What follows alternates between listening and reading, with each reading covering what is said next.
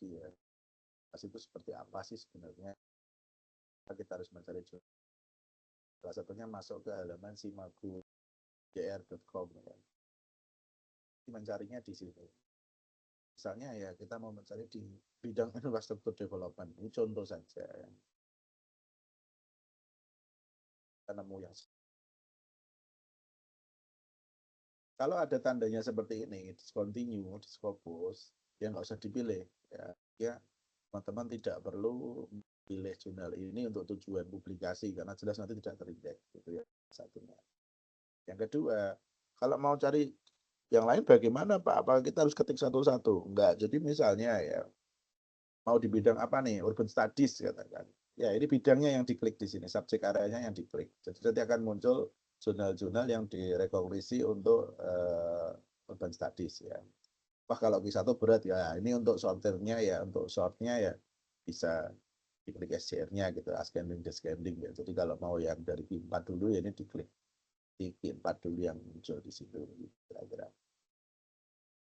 Nah, terus teman-teman juga harus hati-hati ya. Ada jurnal-jurnal yang belum discontinue, ya, tetapi dia terpantau akan dikeluarkan dari Scopus, misal seperti itu. Nah, kenapa mereka dikeluarkan dari Scopus? Nah, ini teman-teman juga perlu tahu. Jadi misalnya ini, Jurnal Infrastructure Policy and Development. Jadi mengapa kok dikeluarkan dari Scopus? Nah, ini teman-teman yang peroleh RDM langsung ke Scopus. Teman-teman kan sudah ini ya apa dilanggankan ya. Undip itu sudah memfasilitasi betul teman-teman untuk menulis. Jadi misal kita ke SSO dulu ya. Kita ke SSO supaya apa? Dapatkan akses yang baik begitu.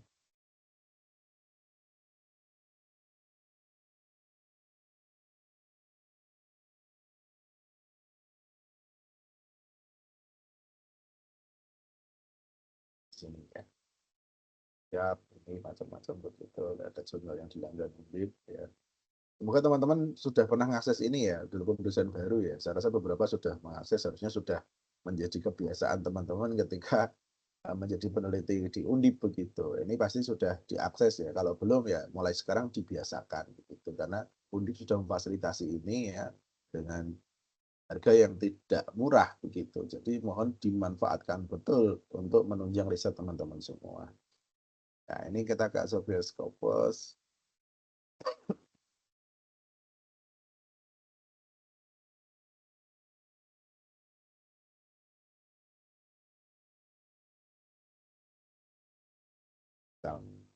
Terus kita cek ya, kita cek mengapa kok jurnal tadi dikeluarkan dari Scopus begitu. Saya ambil contoh aja ya. Misalnya kita pakai SSN aja ya.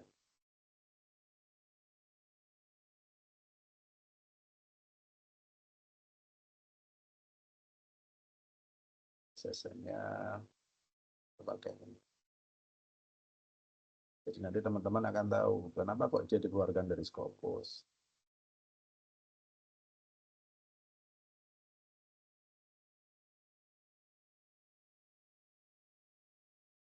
Nah ini ya.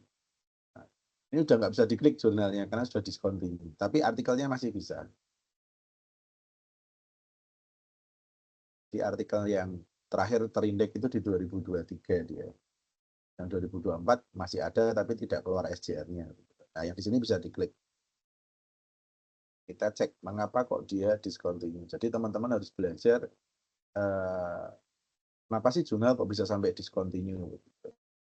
Nah, salah satunya paling gampang ngeceknya di sini. Jadi setelah kita masuk ke lamannya ya, nanti kalau teman-teman memperoleh informasi jurnal, memperoleh informasi dari sosial media mengenai jurnal yang menawarkan sesuatu yang tidak wajar.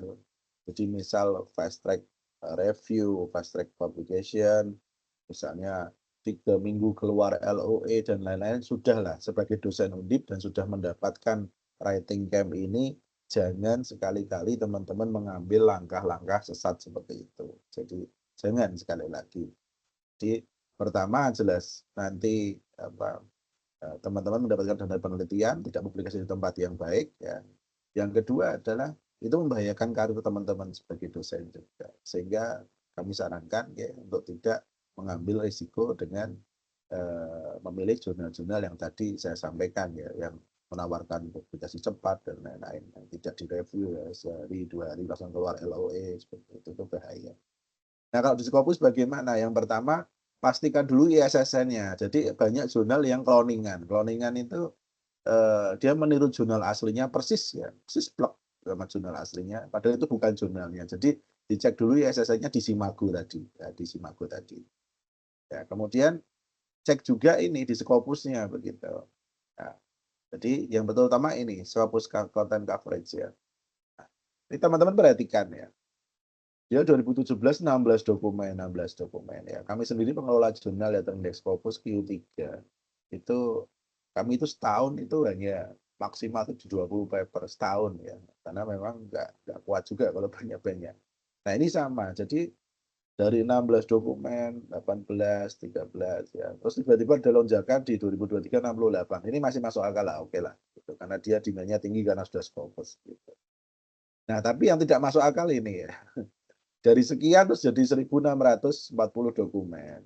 Nah, kalau nanti teman-teman itu cek di Scopus ada jurnal yang seperti itu, saya menyarankan untuk tidak diambil yang lonjakannya seperti ini ya. Kecuali kalau lonjakannya bertahap gitu. Jadi 18 ke 30, 30 ke 50, 50 ke berapa, tapi itu dalam jangka waktu yang tidak singkat. Ini kan singkat sekali. Ya, 68 paper ke 1.640 paper ya. Sekian sekian ratus kalinya begitu ya. Jadi apa 10 10 10 kali lipat lebih ya ini hampir 20 kali lipat begitu. 20 kali lipat lebih ini malah ya. Jadi agak agak aneh begitu ketika dari 68 terus jadi bertambah sampai 1.000 sekian. Nah, ini kalau nemu jurnal yang seperti ini ya walaupun belum discontinue sebaiknya dihindari karena ada potensi untuk discontinue. Jadi jangan dipilih lagi gitu. Apalagi kalau sudah nyata-nyata ada tulisan coverage discontinue. Jadi jangan dipilih.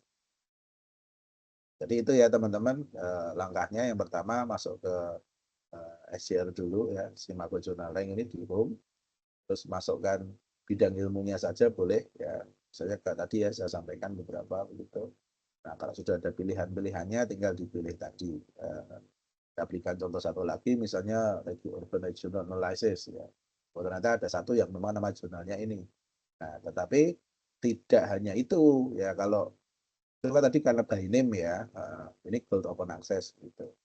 Diamond Open Access atau IPC. Nah, kemudian kalau kita mau cari urban studies yang lain, ya, nah ini jurnal yang lumayan bagus ya. Saya barusan accepted juga di situ ya. Nah ini barusan ya tanggalnya ya tadi malam ya. Apa namanya kemarin sore gitu. Saya baru buka tadi malam ya sudah accepted ini accepted in this form. Terus saya diminta untuk melengkapi ya, 2 dokumen ya untuk tadi syarat publikasinya gitu. Jadi ada publish conflict interest sama deklarasi submission bahwa ini tidak pernah disubmit di tempat lain ya, tapi dari semua autornya. Nah, jurnal yang baik seperti itu. Jadi dia mengonfirmasi autornya, mengkonfirmasi. Dan ini cukup lama ya. Saya submit itu tahun lalu kalau nggak salah. Itu terbit ini bulan apa sih Agustus ya. Agustus akhir ya. Jadi lumayan lama ya, 9-10 bulan lah baru baru dia akan terbit di bulan Oktober, dia regulernya Oktober. Jurnalnya ini, jurnalnya yang tadi saya sebutkan ya, yang ini. Ini G2 0,29. Kalau mau urban studies yang lain, ya dipilih yang ini.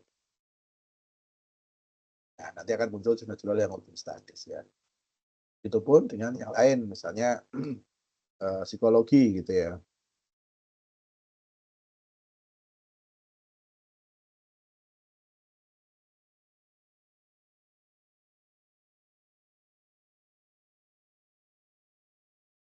Psikologi, ya. Psikologi. Nah, ini kan ada banyak contohnya. Terus dipilih salah satu saja dulu yang psychological science. Wow itu bisa satu berat misalnya ya apa-apa nanti dicari yang psikologi yang lain seperti apa. Ya, kalau mau cari SJN-nya yang tidak terlalu tinggi, diklik SJN di sini, oke, terus nanti akan keluar yang Q4 yang hasilnya 0,0. Ya, begitu teman-teman ya, cara memilih jurnal yang baik, dan jangan lupa ya cek and recheck ISSN-nya ya. Terus setelah itu cek and recheck istilahnya kepantasan terbitnya ya, supaya tadi teman-teman tidak terjebak. Dan sekali lagi kalau jurnal itu menawarkan harga tertentu untuk publikasi yang lebih cepat, sebaiknya dihindari karena itu pasti arahnya ke praktek-praktek predatory jurnal. Ya, mungkin itu dari kami ya, teman-teman bisa memanfaatkan untuk bisa dibaca-baca dulu atau dicari-cari dulu di sesi 1 pagi ini. Ya, semoga teman-teman nanti bisa mempraktekkan ini dengan baik. So, silahkan dicoba untuk mencari jurnal tujuan teman-teman semua. Assalamualaikum warahmatullahi wabarakatuh.